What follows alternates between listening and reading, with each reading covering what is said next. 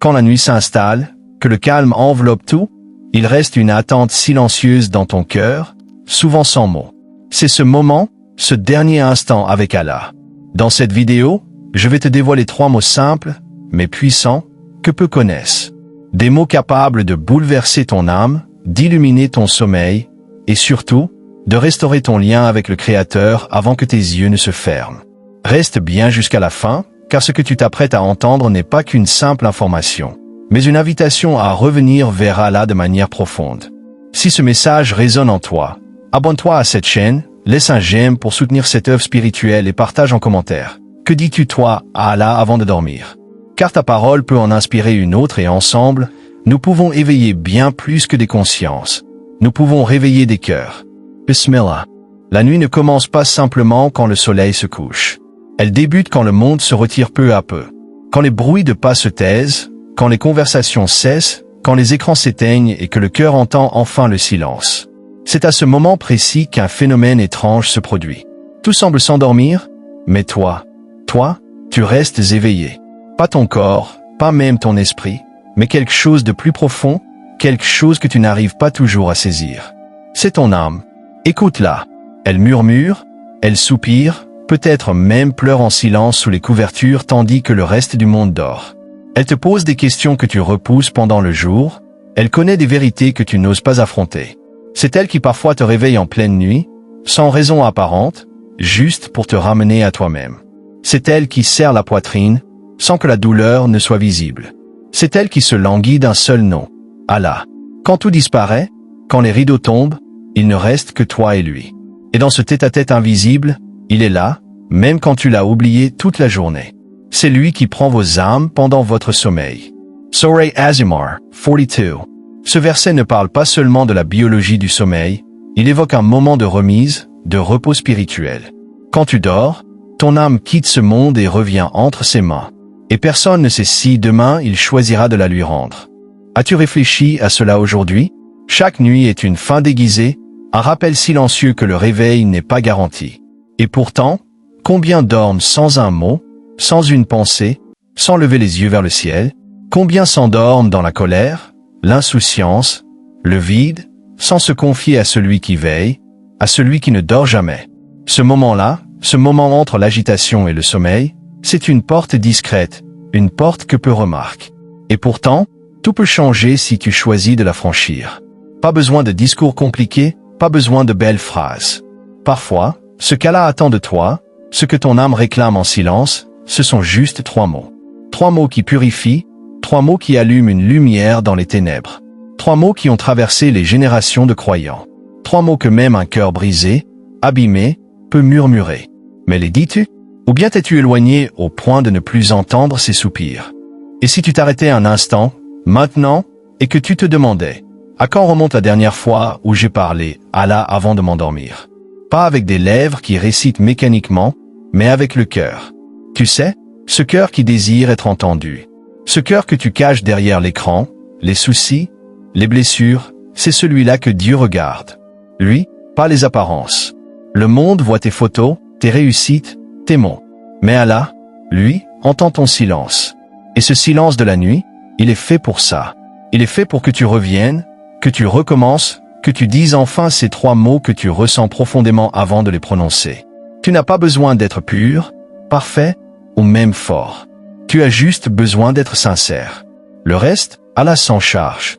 Il y a longtemps, dans une petite ville oubliée par le temps, vivait un homme dont personne ne parlait le jour, mais que beaucoup écoutaient la nuit. Son nom était Tabuer, le père du bien. Personne ne savait vraiment son âge, mais il semblait avoir traversé des tempêtes et des saisons, portant des joies et des douleurs sans jamais se plaindre. Il vivait seul, dans une maison modeste en terre, à la lisière du désert. Il n'avait ni richesse, ni titre, ni renommée. Pourtant, dans ses yeux, il y avait quelque chose que les autres n'avaient pas, une lumière. Ce n'était pas une lumière visible, mais ceux qui l'approchaient ressentaient une paix étrange, presque surnaturelle, lorsqu'ils restaient près de lui. Une paix silencieuse, comme celle que tu ressens quand tu écoutes le vent dans le désert la nuit ou quand ton cœur se tait enfin. Mais ce qui frappait le plus, c'était son habitude chaque nuit. Après ICHA, une fois que tout le monde dormait, il ne dormait pas tout de suite. Il s'isolait, dans le silence de la nuit, et là, il murmurait à Allah. Pas de grandes paroles, pas de longues prières, juste des mots simples, mais sincères. Un moment de vérité entre lui et son Seigneur. Une vérité que seul Allah entend. Abu'er ne cherchait pas à être vu, il cherchait juste à être entendu par celui qui ne dort jamais. Il restait longtemps assis, seul dans un coin sombre de sa maison. Aucun tapis luxueux, aucune lampe dorée. Juste lui, un vieux bol d'eau et un regard tourné vers le ciel. Puis ses lèvres bougeaient. Pas de longues invocations spectaculaires, pas de récitation à voix haute, seulement quelques mots murmurés, comme un secret que l'on ne veut confier à personne d'autre qu'à Allah. Et chaque nuit, il pleurait silencieusement, sans cri ni plainte. Ses larmes coulaient, longues et sincères. Un soir, son plus jeune petit-fils, un enfant curieux d'environ 8 ans, se réveilla assoiffé. En traversant le couloir, il entendit des pleurs. D'abord, il pensa que quelqu'un souffrait.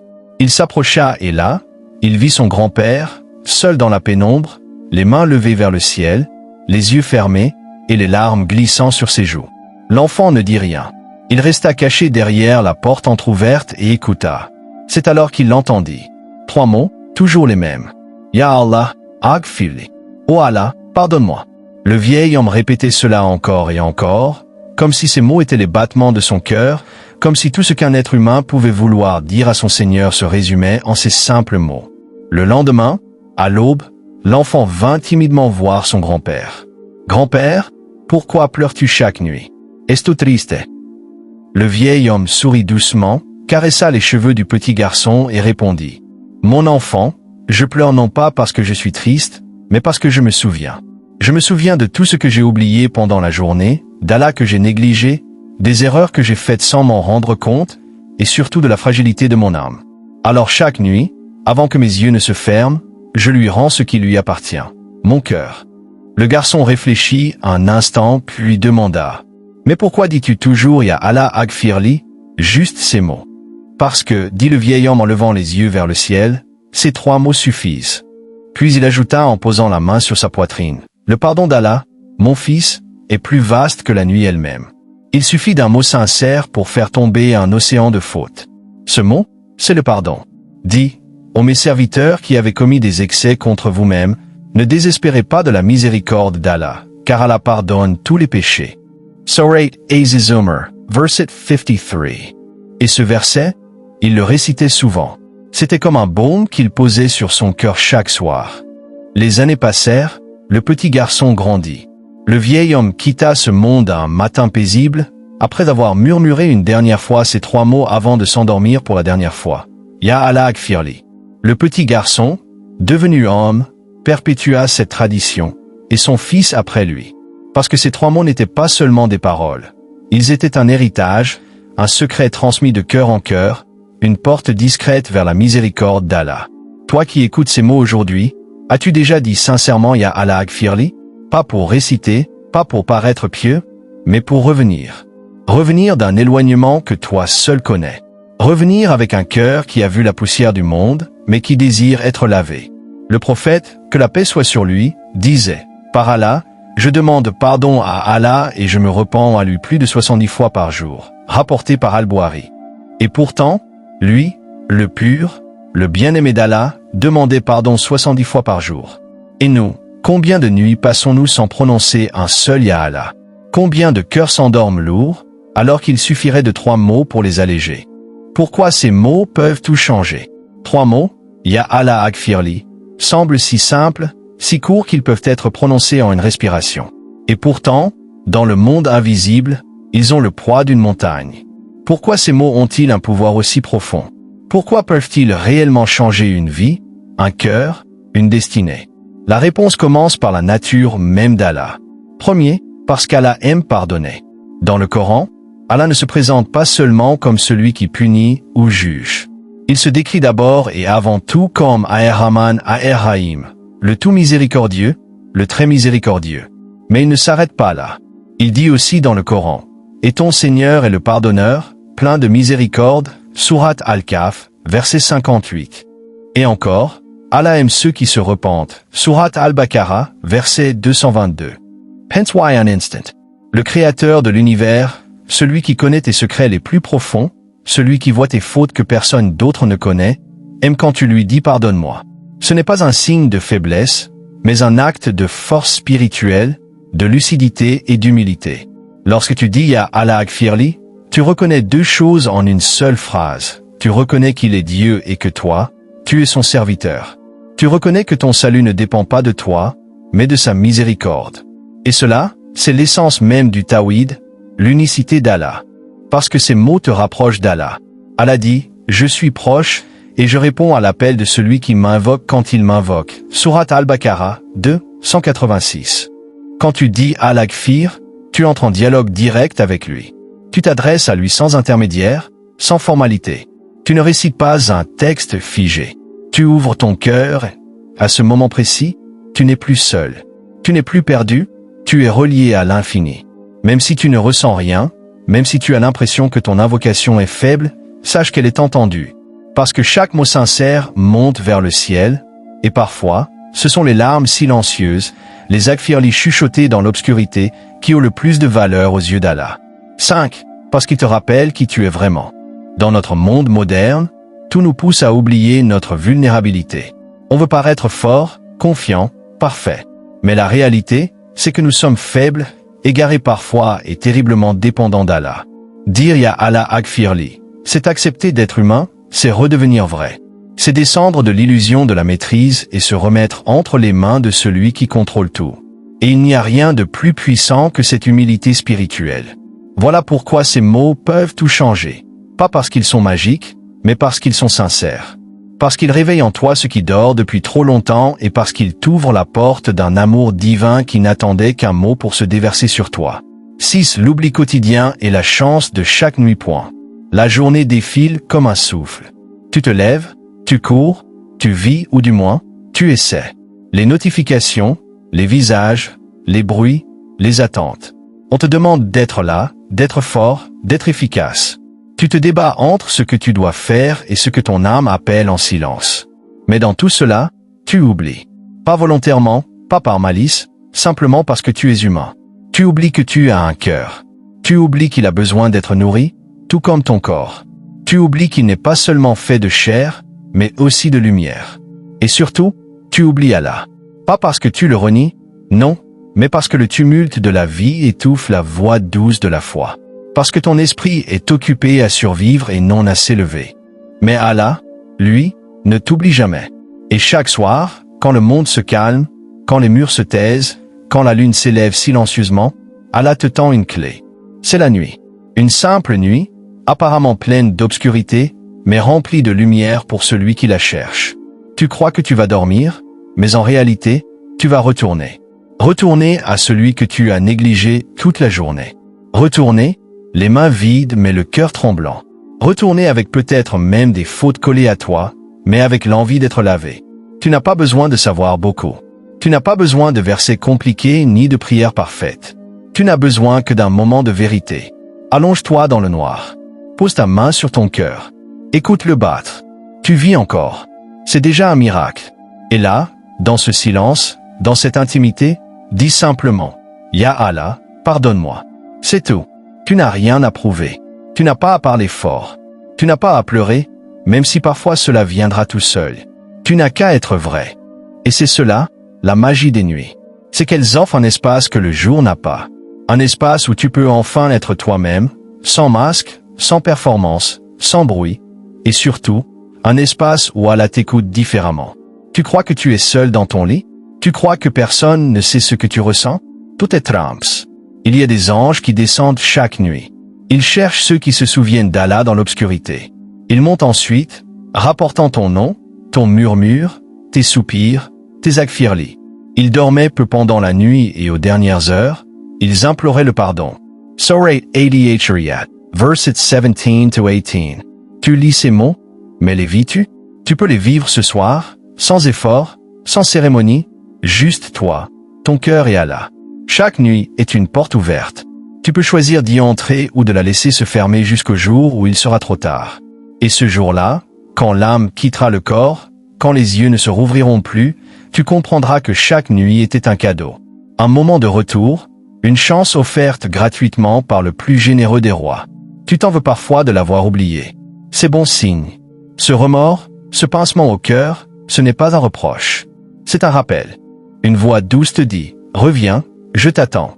Ce soir encore, tu as une chance de dire « Ya Allah, je suis là, pardonne-moi ». Ce n'est pas long, mais dans le ciel, ce petit mot brille comme un cri de lumière.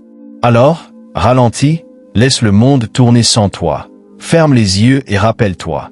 Allah t'a attendu toute la journée et maintenant que tout est calme, il est là. Dire ces mots, c'est ouvrir une porte immense. Dire à Allah, juste avant de fermer les yeux, ces 3 mots magiques, Ya Allah Akfirli. Ce n'est pas juste une simple phrase. C'est un acte qui ouvre une porte gigantesque, une porte entre ce monde visible et l'invisible, une porte entre la faiblesse humaine et la toute-puissance divine. Quand tu prononces ces mots, tu ouvres une porte vers un monde où la lumière divine commence à pénétrer dans ton âme fatiguée. Tu ouvres une porte vers la guérison de tes blessures invisibles. Tu ouvres une porte vers un amour plus grand que tout ce que tu peux imaginer. Une porte vers la paix intérieure. La paix que le monde promet souvent se révèle illusoire, fragile, fugace. Mais la paix d'Allah est différente. Elle s'infiltre doucement, profondément. Elle apaise les tempêtes dans ton cœur. Elle te donne la force de continuer, même quand tout semble perdu. Dire Ya Allah Akfirli chaque soir, c'est inviter cette paix à entrer chez toi, dans ton âme. C'est lui dire, je remets tout entre tes mains et cela suffit pour que la sérénité commence à grandir silencieusement de l'intérieur. Une porte vers la miséricorde infinie. Chaque nuit, à chaque Akfirli, tu te rapproches de la miséricorde infinie d'Allah. Cette miséricorde qui englobe tout, qui efface tout, qui purifie tout. Rappelle-toi, ma miséricorde prévaut sur ma colère, a dit Allah dans un hadith Qudsi. C'est cette miséricorde qui t'attend, qui attend ta parole, ton humble demande, ta sincérité, même fragile. Ne doute jamais que ces mots atteignent le cœur d'Allah, car il est celui qui entend au-delà du son, qui voit au-delà de la forme. Une porte vers la renaissance spirituelle. Dire ces mots, c'est aussi dire à Allah que tu souhaites renaître. Renaître de tes erreurs, renaître de tes regrets. Renaître pour mieux le servir, pour mieux t'élever. Le prophète, paix et bénédiction sur lui, nous a montré qu'à chaque jour, une nouvelle vie nous est offerte. Chaque nuit, chaque Akfirli est une nouvelle chance, un nouveau départ. Ne laisse pas cette porte se refermer sans en avoir pleinement profité. Le monde cherche souvent à séparer, à isoler, à fragmenter. Mais avec ces mots, tu tisses un lien unique et profond avec ton Créateur. Ce lien dépasse le temps et l'espace. Il fait de toi un enfant du ciel, un ami proche d'Allah. Et cette proximité est la plus belle des richesses, la source de toute lumière. Souviens-toi toujours que lorsque tu prononces ces mots, tu n'es jamais seul. Car Allah est avec toi.